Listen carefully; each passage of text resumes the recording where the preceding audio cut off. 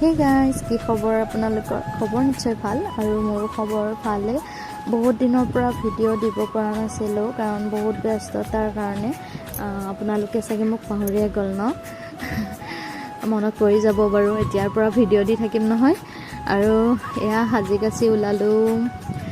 ওচৰতে চলি থকা বাসন্তী পূজা চলি আছে বিলেশ্বৰ দেৱালয় মন্দিৰত। আৰু এয়া মা আৰু ময়ে যাম।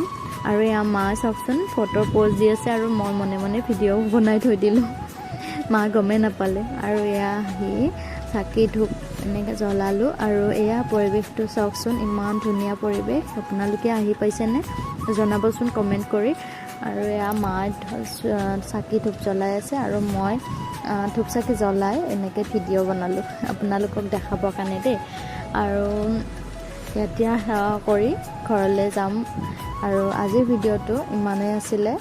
তো বাই বাই গাইজ।